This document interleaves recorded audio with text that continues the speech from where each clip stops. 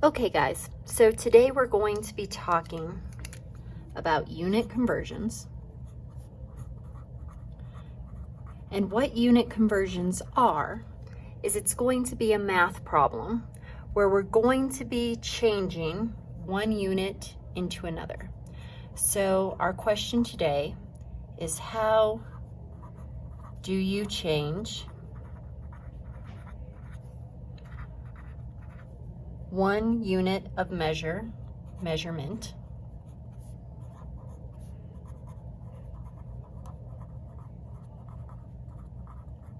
into another?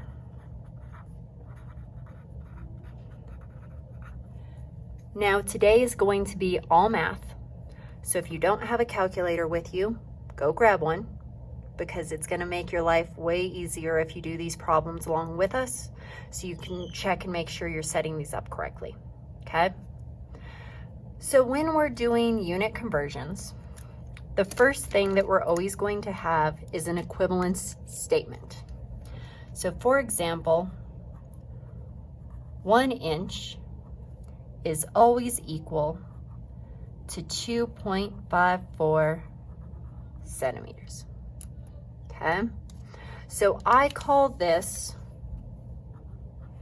an equivalence statement because those two numbers are always equal or always equivalent to each other. Okay, so 1 inch is always equal to 2.54 centimeters. 2.54 centimeters is always equal to 1 inch. So here's the way the problems are going to be set up. You're going to be given a number. So for example,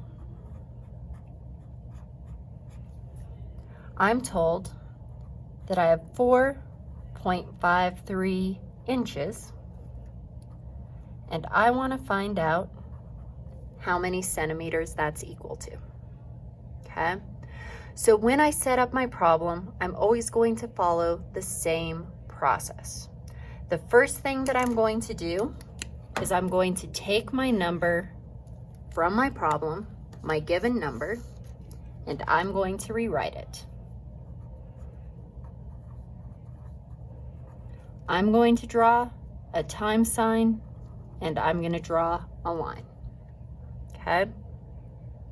Now here's how I'm going to set up my ratio. Okay? Whatever number I'm starting with, these units, I want to make them go away. So the way I cancel those units out is by putting them on the bottom.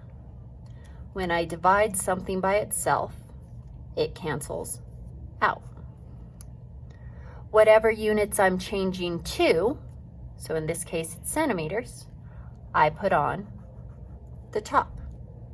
So this is the same setup every time. Whatever unit you're starting with goes on the bottom. Whatever unit you're changing to goes on the top. Now the place that I get these numbers from that's going to go on the line is my equivalence statement. So up in my equivalence statement, the number next to centimeters was 2.54.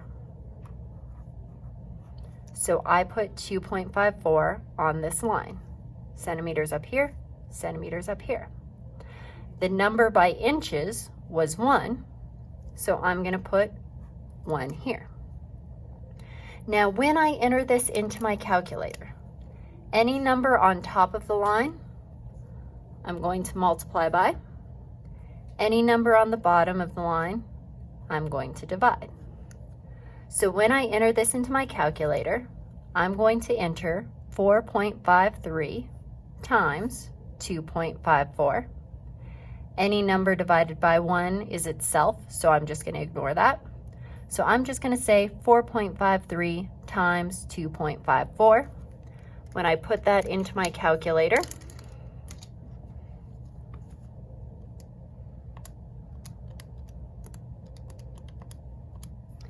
I get this mess, okay? Now we talked about calculations involving significant figures. This 4.53 is a measurement, so I need to round my answer based on sig figs. because I started with 1, 2, 3 sig figs, I need to keep 3 sig figs in my answer. So I count over 1, 2, 3. I'm going to cut off after the 5. Now when I round, I look at the number right off after where I cut off, which is 0. Because it's less than 5, I leave it alone. So my answer is 11.5.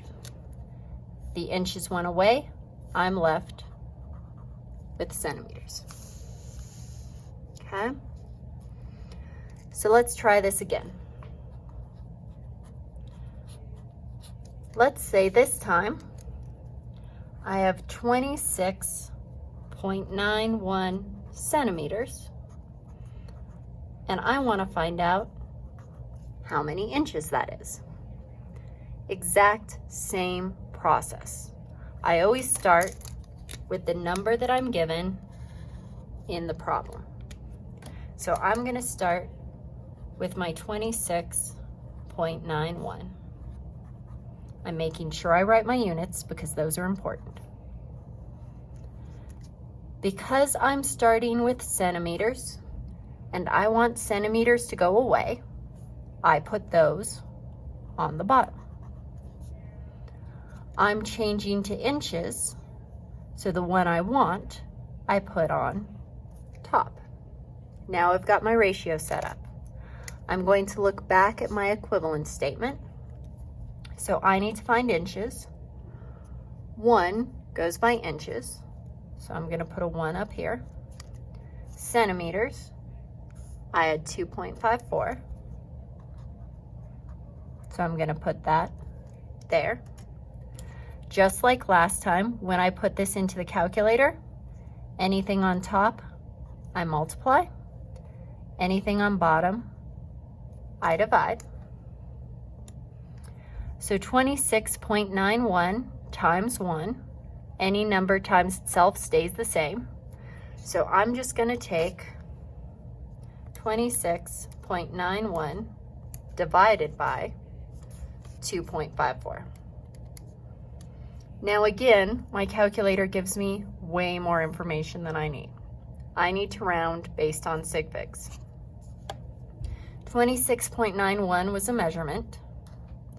I started with 1, 2, 3, 4 sig figs.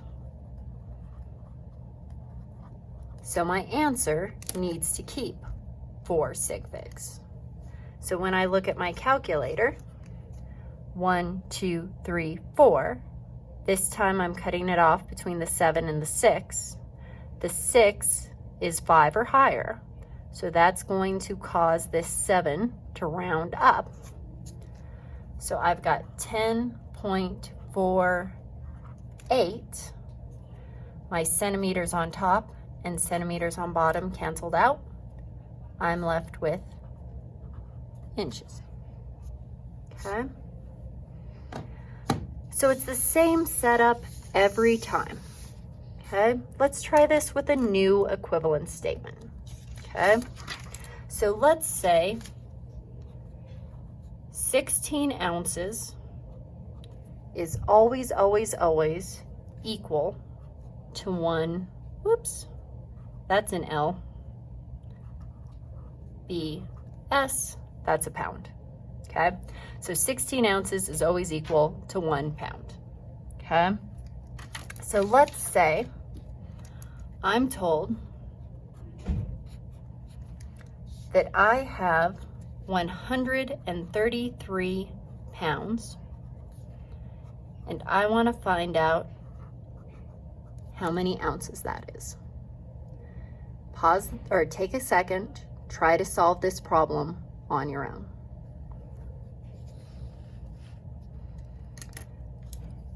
So hopefully what I did is started with my given number, 133 pounds. I drew my time sign, I drew my line. Because I'm starting with pounds, I needed to make pounds go away. so they went on the bottom. Instead of pounds, I'm changing to ounces, so it goes on top. Once I have my ratio set up, I look back at the equivalence statement. Ounces here, the number next to it is 16. Okay. Pounds here, the number next to it is 1. So 1 there. When I enter this into my calculator, numbers on top we multiply, numbers on bottom we divide. So I'm going to take 133 times 16. Any number divided by itself stays the same, so I'm not going to worry about that. I get 2,128. Well, this one's tricky.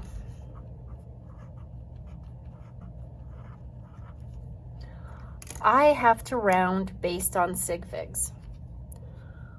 I only started with 3. Well, if I come over here, 1, 2, 3, I'm going to cut off between the 2 and the 8 because the 8 is bigger than a 5. I round up. So I'm going to have 2, 1, 3. But wait, if someone owes me $2,128 and they give me 213, we're not good. I can't just write 213. 213 is wrong. What I'm going to do is I'm going to have a placeholder 0 that goes in the back. This is not a significant figure. This is telling me that it's about 2,130. About. I know I need something in this place because 213 is not the same as 2,000, but I don't know what that number is. Okay, so I need that placeholder 0. Now, pounds canceled out. I'm left with ounces. So it should be like that. Okay, let's try one last problem.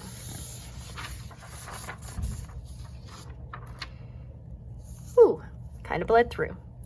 Okay, let's say I've got 13.9 quarts, and this time I want to find out how many liters it is.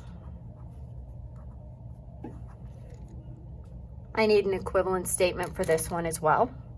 So let's see, 4 quarts, whoops, wrong color. 4 quarts is always equal to 0.94635 liters. This equivalence statement's a little harder because this time it's not something to 1. Okay, so I'm going to have 2 numbers when I set up my ratio. So pause this video for a second and try to set this up on your own. Hopefully, what we did was we started with the number given.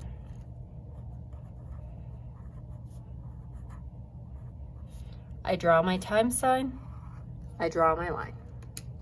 Okay, because I'm starting with quarts, quarts has to go on the bottom. Because I'm changing to liters, liters has to go on the top. Okay, I look back at my equivalence statement. 0.94635 went by liters. Look back at my equivalence statement. 4 goes by quarts. Now, this time I've got 2 numbers, so I have to put everything into my calculator, but it's the same rules. Everything on top, I multiply. Everything on bottom, I divide. So when I enter this into my calculator, I've got 13.9 times 4, 6, 3, 5. Then I'm going to divide the whole thing by 4. When I put this into my calculator, I get this whole number. 1, 2, 3.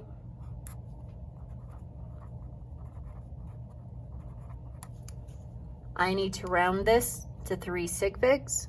1, 2, 3. I'm going to cut it off between the 2 8s because this 8 is bigger than 5. I round up.